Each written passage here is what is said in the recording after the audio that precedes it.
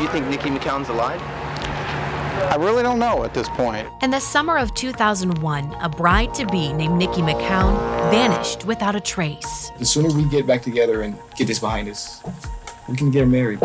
I guess still got the invitations on the table, and we still got time. A time meant for love was suddenly replaced by loss. I don't know where my mom is, and I don't know what's happening. Nikki's disappearance has haunted Richmond, Indiana for more than 2 decades. The theories about what happened to her are endless. There are theories that Nikki was killed and others that she left town on her own and is still alive right now. We don't know at this point that Nikki's no longer with us, but if a body were to turn up, you would like to think that's going to provide new evidence. The suspect list has raised concerns about those closest to Nikki, including a man who swore to serve and protect. Some of the behaviors he was taking just didn't seem quite right with a lot of people. He was a stalker type, like he loomed. And he would come back around and come back around. I was like, you better be careful because I know their history. He used to beat on her a lot. We're the journalists who brought you the Missing Erica Baker podcast. And now we are investigating the disappearance of Niqui McCown.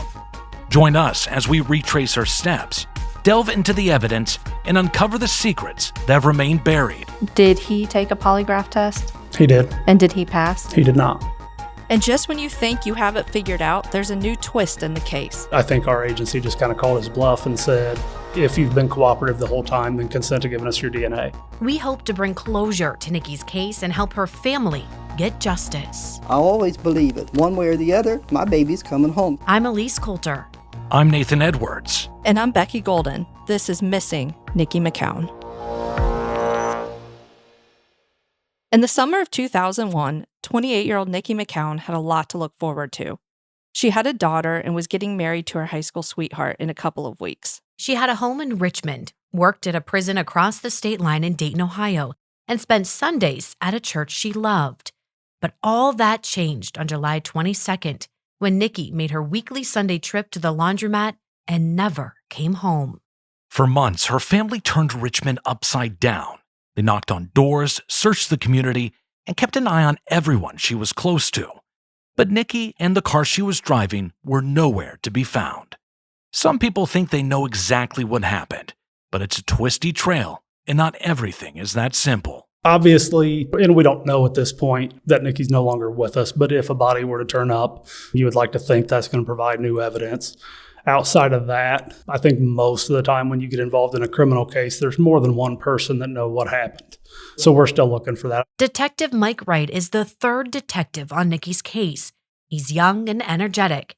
He has a lot of new ideas and what he hopes may solve the case. So you're pretty new to the case. It's been almost a year. So what have you done over the case to get yourself acquainted with it and to figure out who all the players are? So I've got the book that I brought with me is about 200 pages. I would call that the cliff notes to the case. At my desk, I've probably got 6 or 8 3-inch binders and then 2 other boxes full of stuff. So there's an ungodly amount of things to go through and try and sort through and kind of prioritize just to see what's been done, especially when I wasn't involved in anything that's been done at this point. He met us at a police training center in Richmond to walk us through how this case has changed over 2 decades. I've worked with everyone who's had a hand in this case, so I already knew a lot of the theories, the opinions, what the case was looking like. So I think you do have to take some of that into consideration, but then I think if it's going to be your case and you're going to do your job correctly, you're going to look at it and go, is there another option or where do I need to go with this? For him, that means starting at square one. Who is Niqui McCown? What we do know is that her family has been the driving force in keeping her story alive. Her sisters are relentless in trying to get to the bottom of her disappearance. Over the years, their relationship with the Richmond Police Department has been rocky at times. Nowadays, his main point of contact is Nikki's 32-year-old daughter, Peyton, who was just 9 when her mom went missing. I really appreciate him. He's very proactive. Whatever I come to him with, he's there. He will do it. I think that's one thing I can give her. She knows that if she calls, she's going to get an answer. I remember in real time, one time he was doing the investigating while I'm on the phone with them, which I appreciate a lot because most people have given up. So I really appreciate what he does and has done. Peyton's childhood memories offer a snapshot in time, little details that may help or may not, but they do offer a unique perspective that is key to understanding who Nikki was and how adults around her behaved the day she went missing. That core memory would change the course of her life forever. It was just a normal Sunday. We woke up, got ready for church, went to church, and then we went back home to change, obviously, out of our church clothes. And I was dropped off at my grandmother's house, and I went and did normal things that 9-year-olds do during the summer. Little did she know that drop-off would be the last time she saw her mom. I knew something was not right, but I didn't know the extent and how detrimental it was to my life at that time. As a kid, it's easy to ignore adult problems. After all, it was the early 2000s. Daily life was a lot simpler. The country hadn't even experienced the horrors of 9/11. Britney Spears and Justin Timberlake were the it couple of the time. Friends was at the height of its success, and Facebook didn't even exist yet. She had a good childhood, one filled with laughter, joy, and fun memories. She wanted the very best for me. Everybody always was at her house. Everybody wanted to come over. I had every game system you could think of. So she was just this really fun, loving person, like a smile that would light up the room. She remembers the last birthday she had with her mother. It was just 7 days before Nikki disappeared. And Peyton, not knowing then, it would be a moment she would cherish for the next 23 years. She got me a bounce house, and it was in my grandma's backyard, and I thought I was the coolest kid in town because who else has had a bounce house at their birthday party? I mean, they were always extravagant. Was there ever a moment as you got older that you realized that your mom was missing? I think it was probably, honestly, maybe like a year in. Her family tried to shelter her and let her be a kid, but eventually she started asking questions, and her dad gave her a simple answer. When he sat me down and was like, we don't know where mommy is, we don't know what happened, but you're going to be with daddy for a little bit. She still doesn't know what happened to her mom, but Peyton has had suspicions over the years.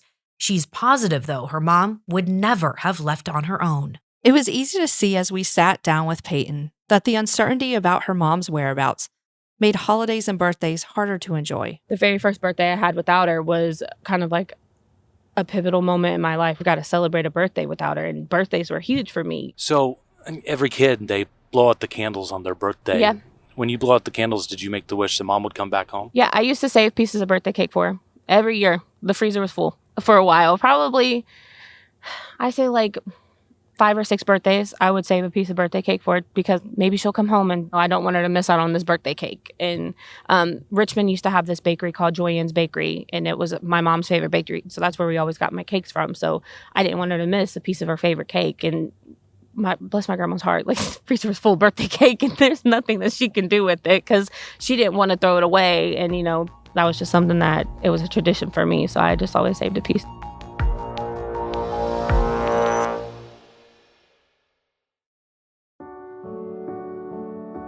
Can you describe Nikki? Flamboyant, beautiful, very, very intelligent. Try anything. Wasn't scared of nothing. When we first met Nikki's family, it's a sunny summer evening in late July. Our meeting came just days after the family had gathered at this very park to remember Nikki on the 22nd anniversary of her disappearance. We're sitting down with both Tammy and Michelle, Nikki's older sisters, who are wearing matching t-shirts with her face on it.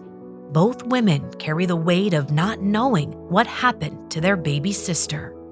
When you look at those pictures that I just showed you, what goes through your mind?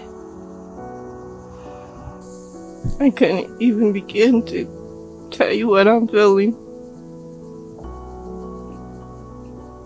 It's memories. That's something that no one can take, but just seeing the pictures of her and my mom. From where we're sitting at the top of a hill, looking down at a small pond, I can see a bench. On the bench hangs a laminated white poster with giant red letters that ask a single haunting question. Have you seen this person? There's a picture of Nikki, smiling, looking into the camera. Also on the bench is a brass metal plaque that reads, "The light that shines shall lead you home." It was something my mom wanted. So when I look at that bench, I don't only think of my sister, I think of my mother. When we had her anniversary, I kept walking down there. I just felt a presence. An eerie sensation that brings back memories, both good and bad. Let's go back to July 2001. Tammy and Michelle wanted to make sure their sister had the wedding of her dreams. She was preparing to marry Bobby Webster. Her family calls him the love of her life. The two dated each other in high school and got back together as adults. When her and Bobby found each other, I had never seen her that happy. The high school sweethearts finally found their way back to each other. The wedding was supposed to be Saturday, August 18th, 2001, at the Mount Olive Missionary Baptist Church in Richmond, Indiana. This venue was special to her. It's where she attended church every Sunday. She was beautiful, and she wanted to make sure she looked beautiful on her big day. She was trying to make sure she was perfect. She had Graves' disease, so she was worried about her hair. She was worried about her weight. She was just trying to make sure everything was perfect. The wedding was just 3 weeks away, and as anyone who's planned one knows, it's a stressful time and the last-minute details are daunting. Nikki was determined to check off every task on her list. After dropping Peyton off at her grandma's house, she went to the laundromat and later planned to meet her sister Tammy to address wedding invitations. It wasn't long before a call came in that would change everything. I just kind of heard my grandma say, no, I haven't heard from Nikki since earlier today. In fact, no one had heard from her.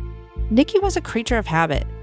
Sundays were laundry day. I live right down the street from the laundromat where she was at. Okay. So was she at your house earlier in the day then? Not that day. Around 3 that afternoon, Nikki's fiance Bobby stopped by Tammy's house, driving Nikki's black Toyota Camry. The two had swapped vehicles for the day. I was cleaning my yard. My sister's fiance pulled up Bobby, and he says to me, have you seen Nikki? And I said, no. But Tammy didn't think much of it. This was before smartphones and constant communication. In fact, Nikki didn't have a cell phone, just a pager. Her family had no way of contacting her.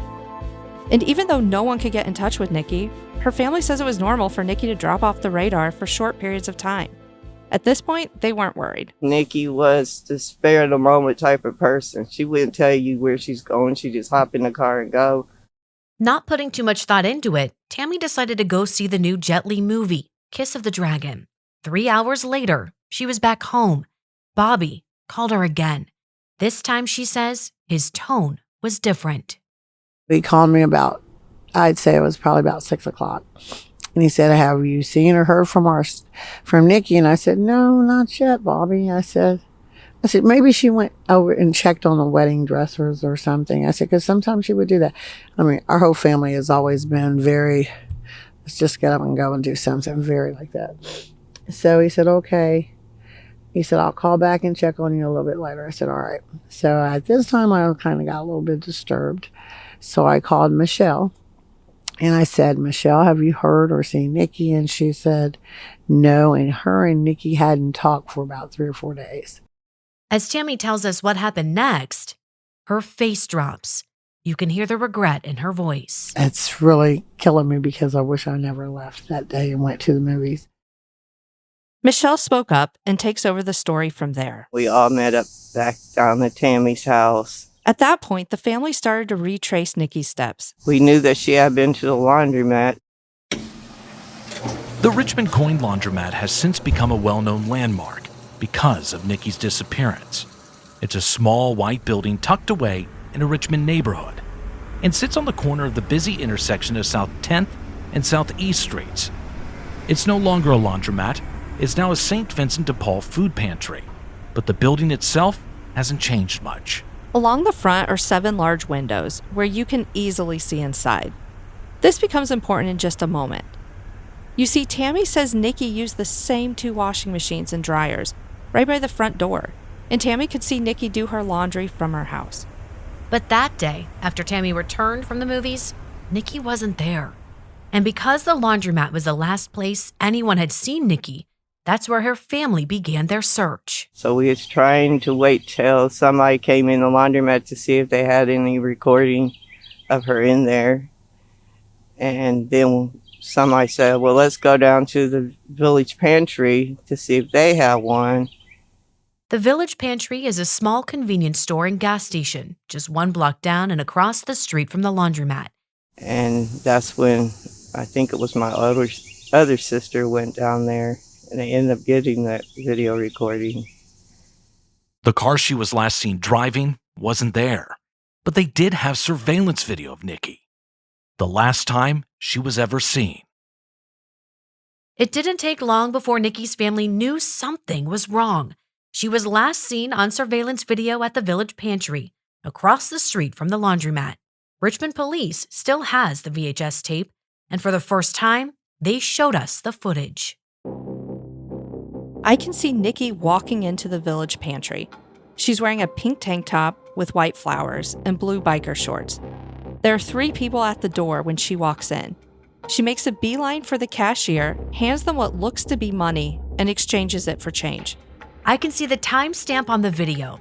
She's in and out of the store in 50 seconds. You can't see anyone standing behind her, and she looks relaxed. Her family actually told us that she goes there to get change. Let's fast forward the video, because you see Nikki return almost an hour later. You can see through the front door of the store that she's driving Bobby's GMC Jimmy SUV.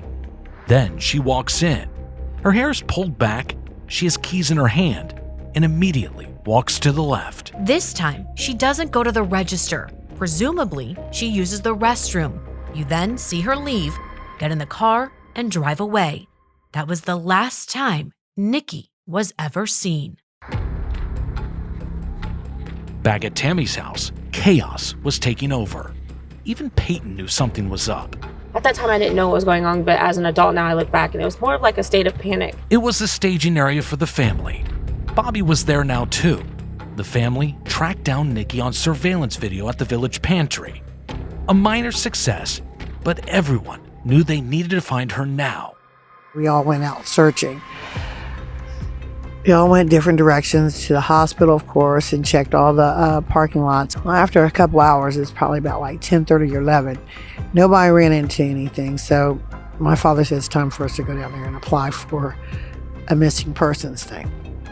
At this point, you might be wondering why no one has called the police. The family argued over what to do next. I can't remember all who was there.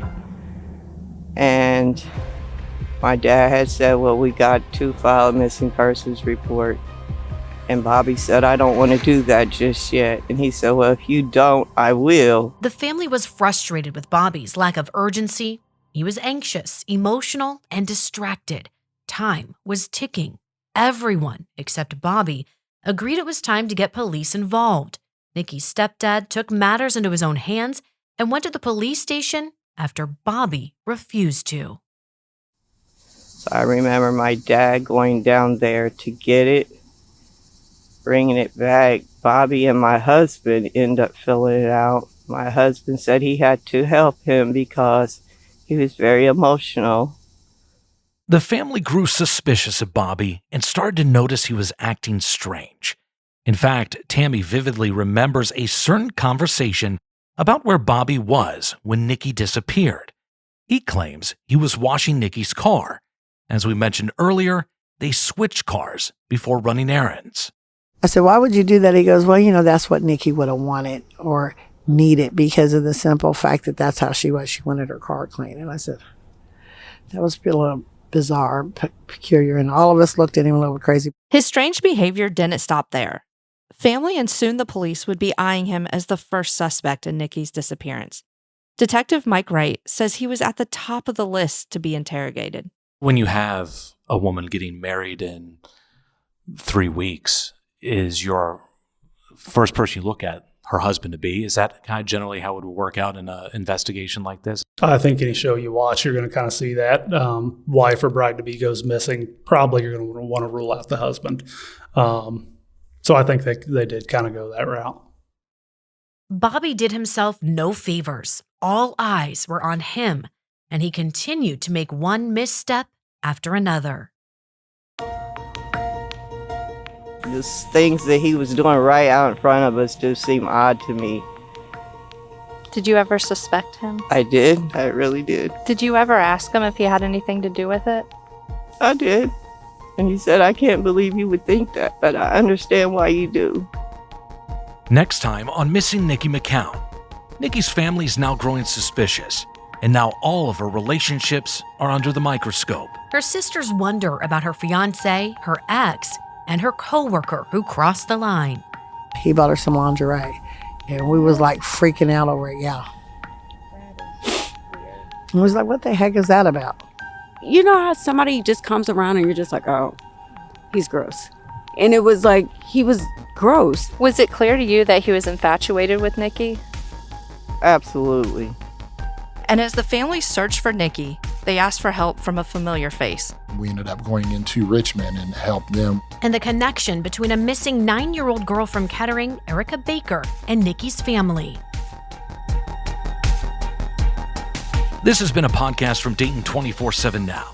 Find us in your podcast app and follow the podcast on Apple, Spotify, or wherever you listen to your podcast so you never miss an episode. If you like the show, leave us a rating or review. It really helps new listeners find the show. Missing Niqui McCown has been a presentation of Dayton 24/7 Now, an affiliate of Sinclair Broadcast Group.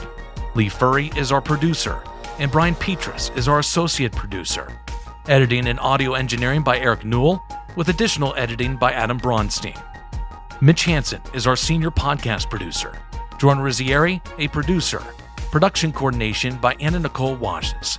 And legal support from Chase Bales. Rich Cook is the head of audio at Sinclair. This is still an active investigation. If you have any tips about the case, please contact Richmond Police at 765-983-7247. For more reporting from Dayton, head to Dayton247now.com.